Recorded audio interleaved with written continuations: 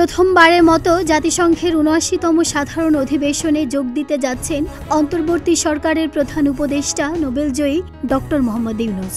নিরাপত্তা দল বাদ দিয়ে ২০ থেকে ২৫ জনের সফরসঙ্গী নিয়ে যুক্তরাষ্ট্রের নিউ ইয়র্কে যাবেন তিনি। পররাষ্ট্র মন্ত্রণালয়ের কর্মকর্তারা জানিয়েছেন, প্রধান উপদেষ্টা জাতিসংঘ অধিবেশনে যাবেন। সবকিছু ঠিক থাকলে আগামী ২২ সেপ্টেম্বর ঢাকা থেকে নিউ ইয়র্কের উদ্দেশ্যে রওনা হবেন তিনি। কিন্তু এর মাঝেই ঘটে গেল বিপত্তি। সাবেক প্রধানমন্ত্রী শেখ হাসিনা এক অডিও বার্তায় দাবি করে বলছেন, সংবিধান অনুযায়ী আমি এখনো বাংলাদেশের প্রধানমন্ত্রী। আমি কোনো পদত্যাগপত্রই জমা দেইনি। সংবাদ মাধ্যমে আমার যে পদত্যাগপত্রটি দেখানো হচ্ছে, ছবিটা ভালো করে দেখলে দেখা যাবে ওইটা একটা মোটা বই। ওরকম কোনো বইয়ে প্রধানমন্ত্রী সই করে পদত্যাগ করে না। আর আমার সেই চিঠিও কেউ দেখাতে পারছে না। চিঠি আমি গণভবনে রেখে আসছিলাম, কিন্তু গণভবনে আগুন ও লুটপাটের কারণে ওইগুলো সব চলে গেছে। দেশের জনগণ ও বিশ্বব্যাপী যেটি দেখানো হচ্ছে সেটি কোনো পদত্যাগপত্র নয়, সেটি একটি ভিজিট বই।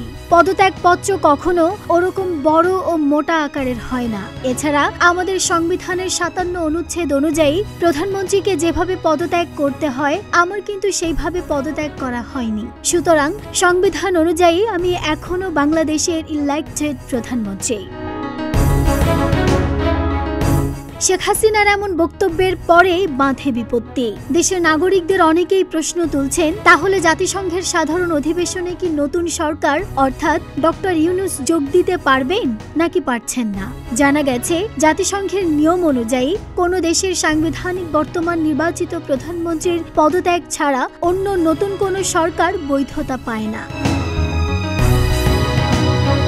এমনকি সুনির্দিষ্ট প্রমাণিত পদত্যাগপত্র ছাড়া নতুন কোনো সরকার প্রধান জাতিসংঘের সাধারণ অধিবেশনে যোগ দিতে পারেন না।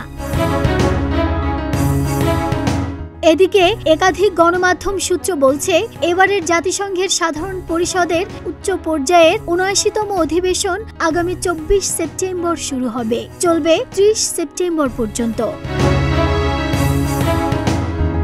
আগামী ২৭ সেপ্টেম্বর জাতিসংঘ অধিবেশনে বক্তৃতা দেবার কথা রয়েছে প্রধান উপদেষ্টা ডক্টর মোহাম্মদ ইউনূসের। তিনি তার বক্তৃতায় যুবকদের প্রাধান্য দেওয়ার পাশাপাশি ভবিষ্যৎ বাংলাদেশ নিয়ে অন্তর্বর্তী সরকারের পরিকল্পনার কথা তুলে ধরবেন। ডেস্ক রিপোর্ট, প্রতিদিনের বাংলাদেশ।